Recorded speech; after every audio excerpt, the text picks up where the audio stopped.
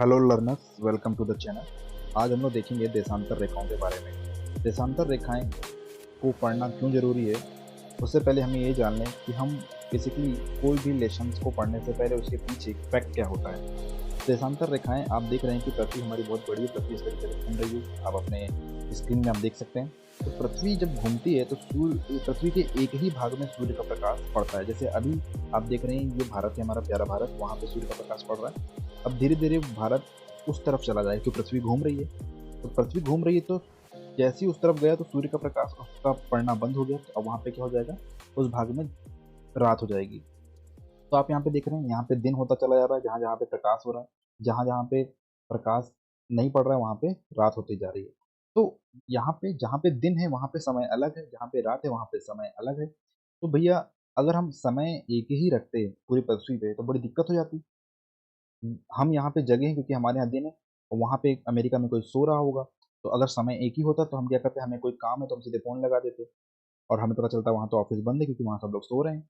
तो इसी चीज़ को हमने इसका रिज़ल्ट निकालने के लिए, इसके लिए हमें समाधान के लिए हमने क्या किया, देशांतर रेखाएँ खींची। और देशांतर रेखाएँ क्या हैं? एक काल्पनिक रेखा है। मैंने आपको पहले भी बता चुका हूँ, और इसी बारे में हम लोग पढ़ रहे हैं कि देशांतर रेखाएँ क्या हैं, किस तरीके से हम समय निकालते हैं, और किस तरीके से देशांतर रेखाएँ हमारे जीवन में, हमारी लाइफ़ में एक यूज़ होती हैं समय को मापने के लिए। देशांतर रेखाएँ की अगर हम बात करें, मैंने आपको अक्षांश रेखाओं के बारे में बताया था। तो वैसे ही देशांतर रेखाओं की बात करें तो उत्तरी व दक्षिणी ध्रुव, मैंने आपको बताया, ये उत्तरी ध्रुव और ये है दक्षिणी ध्रुव। उत्तरी ध्रुव और दक्षिणी ध्रुव को मिलाने वाली काल्पनिक रेखा को हम लोग देशांतर रेखा बोलते हैं। ठीक है, काल्पनिक रेखा को हम क्या बोलते हैं? देशांतर रेखा कहते हैं। आप ये देख रहे हैं, नॉर्थ पोल और साउथ पोल को मिलाने वाली जो इमेजिनरी लाइन है उसको हम लोग क्या बोल देंगे? देशांतर रेखा। लॉन्गिट्यूड, लॉन्गिट्यूड एक लाइन होगी, लंबी लंबी रेखाएं होंगी जो पूरी पृथ्वी में हमने इस तरीके से खींची, पूरी पृथ्वी पर। पृथ्वी अपना एक चक्कर कितना डिग्री पूरा एकदम घूम जाती है। ठीक है, 24 घंटे में पूरा अपना एक चक्कर लगा देती है। तो हमने पूरी पृथ्वी पर ऐसे लाइन खींचे हुए हैं। दूसरी चीज, देशांतर रेखाओं की लंबाई क्या होती है? बराबर होती है। ये देख रहे हैं आप, एक लाइन ये है, फिर हमने दूसरी लाइन खींची उत्तरी ध्रुव से दक्षिण ध्रुव की ओर। तो ये जो इनकी जो लंबाई है यहाँ से यहाँ तक की बराबर है। और हमने जितनी भी देशांतर रेखाएं खींची हैं, सब रेखाएं क्या होती हैं? लंबाई में बराबर होती हैं।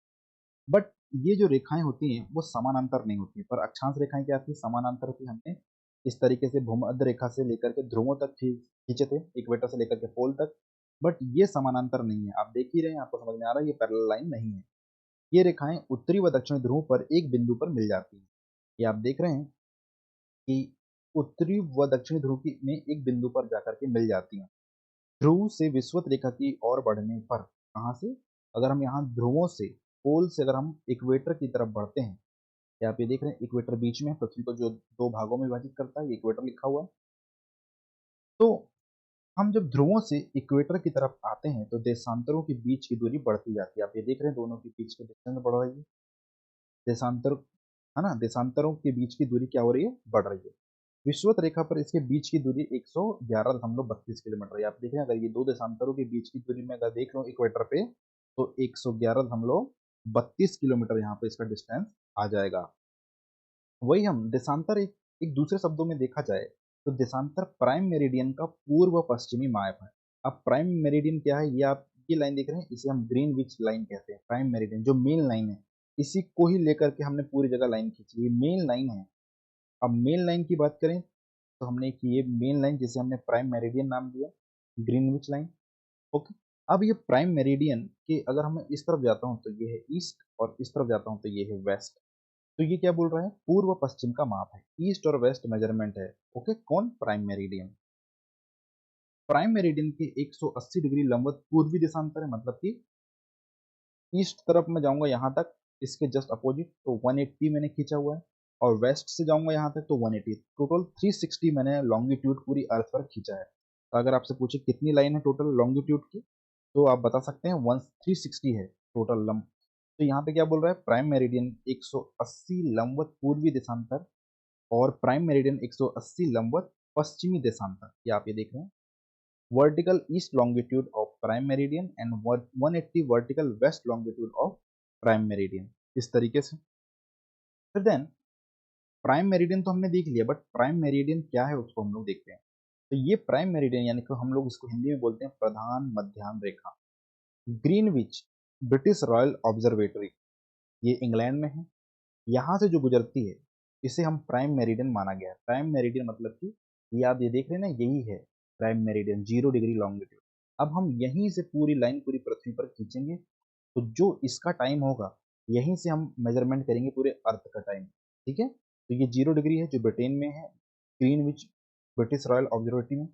ये आधार देशांतर है, क्या है, ये सभी देशांतरों का बेस है। सभी जितनी भी लॉन्गिट्यूड लाइन खींची गई उसका एक बेस है जो कि 0 डिग्री है, जहां से हम देखेंगे कि 180 डिग्री ईस्ट और वेस्ट दिशाओं को माना जाता है, मतलब कि 180 डिग्री पूर्व और पश्चिम दिशाओं को माना जाता है।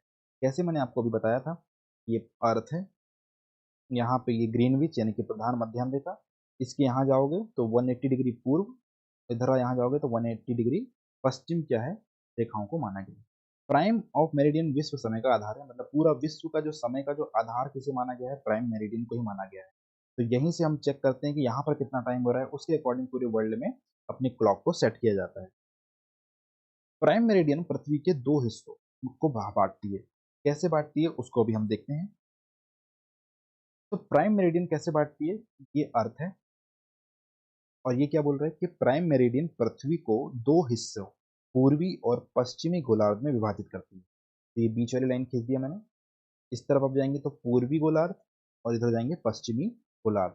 वहीं हम अक्षांश रेखाओं के बारे में जब पढ़ रहे थे तो हमने किस दो बराबर भागों में बांटा था भूमध्य रेखा ने पृथ्वी को, तो ऊपर उत्तरी गोलार्ध था, नीचे दक्षिणी गोलार्ध था। पर यहाँ पे हम प्रधान मध्याह्न रेखा देख रहे हैं, प्राइम मेरिडियन, जो कि पृथ्वी को दो हिस्सों में पूर्वी और पश्चिमी गोलार्ध में क्या करता है, विभाजित करता है। अब हम देखते हैं पूर्वी गोलार्ध क्या है। प्राइम मेरिडियन का पूर्व है जो अफ्रीका, ओके, प्राइम मेरिडियन का पूर्व, ये अर्थ प्राइम मेरिडियन, इसका जो ईस्ट वाला भाग है इसको हमने पूर्वी गोलार्ध बोला है। इस पर कौन कौन से कंट्री आती है उसको हम देखते हैं। Continent Africa, Asia, Europe Europe Australia, Oceania जैसे आइलैंड के कुछ देशों को कवर किया गया है। ठीक है, तो आप यहाँ पे देख रहे हैं अफ्रीका, एशिया, यूरोप, ऑस्ट्रेलिया और ओशिनिया कुछ पार्ट हैं, उनके आइलैंड हैं जो पूर्वी गोलार्ध यानी कि ईस्टर्न हेमिस्फीयर में आते हैं। पूर्वी गोलार्ध का भूभाग पश्चिमी भाग से बड़ा है।